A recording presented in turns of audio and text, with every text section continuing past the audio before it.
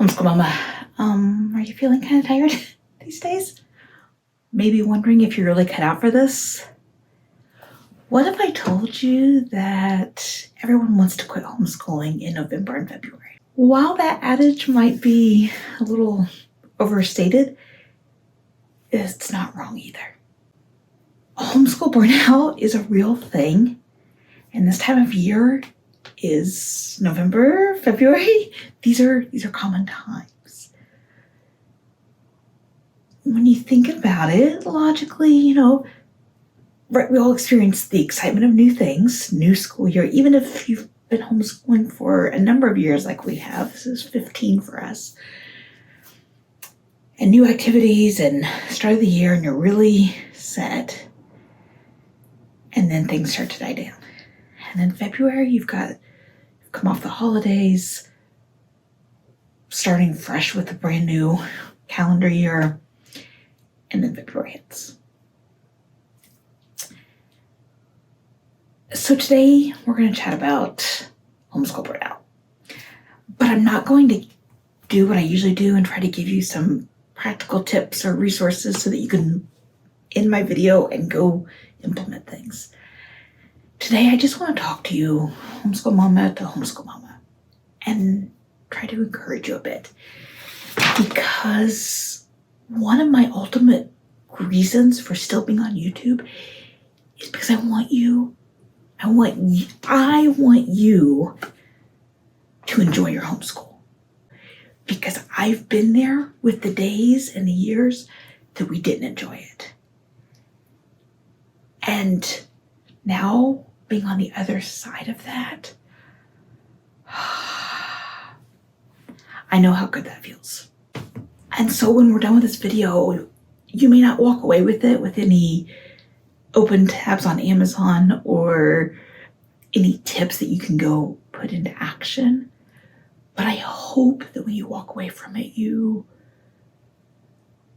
feel seen, and that you feel like, yes, I can keep doing this. So this topic's been on my mind a lot lately. If you are on my email list, we've chatted about it over there. I have over my blog. And over my blog, I have a blog post with some practical tips. So if you need that, you can go check out there or let me know in the comments, and I'm happy to do a video. But where this really became a soapbox topic for me in the past week or so was when I saw how many curriculum companies are having a change your curriculum sale right now.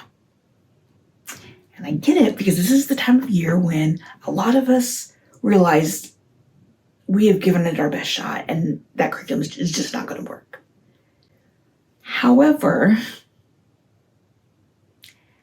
sometimes what that prompting when we want to buy a new curriculum, it's because that feels like an easy fix to whatever else is going on. Now is probably not the time to make any big curriculum changes.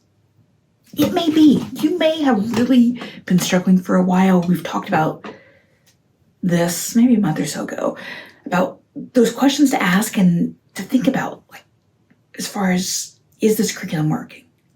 And it may not be working for you, and it may be a slow thing, and you've really given it some thought and some effort to make it work for you. So maybe you do want to go take advantage of one of those sales. On the other hand, changing your curriculum can feel like a really easy way to solve your homeschool problems, right? If your kids are hesitant to come to school and drag their feet, well, curriculum, it's because they don't like the curriculum. Or you want to cry you open up your planner and you think, well, it's got to be the curriculum. Why else would I be? I love my kids, right? It's got to be the curriculum that's the problem. But curriculum can just be the easy answer or the easy thing we point to. So be really cautious about that. But that doesn't mean that now might not be the time to make some small changes temporarily. For the next week, put away math and pull out math games, apps, Uno, Racco, all those kind of like cheap games that have number value or that have mathematical value. Maybe you do that. Maybe instead of whatever literature you're trying to get your kids to go through, maybe you switch it up and you just read out loud to them this week, or give them books to read, or tell them to reread whatever they want to read. Those are legitimate small changes that aren't the drastic things. And those small things now and then can be a fantastic way to refresh everybody. But if you make the jump and throw out all your curriculum and buy all new stuff, what may happen is that in another month or 2 months, you're wishing you're right back in the same spot because the curriculum wasn't really the problem. There are going to be days where the very best thing that you can do is tell your kids to go outside and play. Shut the curriculum, put it all away, and just send them outside for your sanity and for theirs. And there is no shame in that. Especially when my kids were little, there were a lot of those days. A lot. And that's okay. Fresh air is great. Physical activity, big muscles, using their imagination, great choice. There are going to be other days where you're in a moment and you just want to cry because you know that it's not always going to be that way. And that someday this is going to end. Homeschool, kids grow up, or just that moment. If you're lucky, those moments where you just want to cry because it feels so good are going to outnumber the other ones. But either way, if you know your why,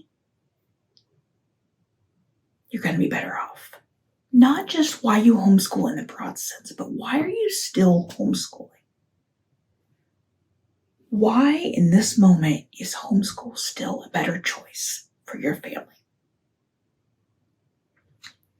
Because when we know that, then we know that those hard moments are worth it because of those bigger goals. If you haven't already written down your whys of why you are still homeschooling, I want you to do that. Go ahead and hit pause right now and make a few notes. Or wait till the end. I've got a video about your why. Go watch that. Look at me giving you practical tips after all. I can't get away from it. But knowing that is what's going to keep you going on the hard days.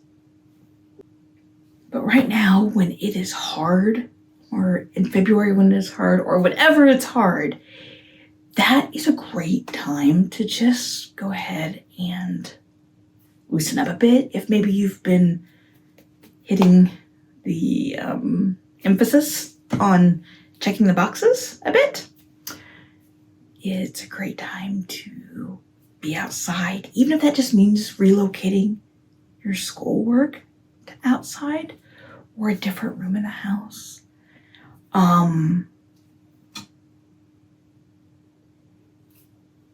It's a great time to try things out. Again, a small unit study, a change in math. Those kind of small changes aren't going to derail your year. The big change, like throwing out your curriculum and jumping into a new one, that may derail your year. But those other things are not going to. It really is okay, especially if you have younger kids. Elementary, younger than that, even middle school. In high school, it gets a little harder, but it doesn't mean you can't. It just is a little harder to make those changes wisely or to hit pause on things wisely. But anyway, refocus, Tricia. Those little changes, they come about when you know your kids and when you know yourself and when you know your why. And so, yes, practically there are things that we can do. But what I really want you to know is that it's common to be feeling burnout right now. You're not alone, and it doesn't have to stay this way. Take care of yourselves, mamas. Know that this too is a phase and it will pass, just like the terrible twos and attitude E7s and such.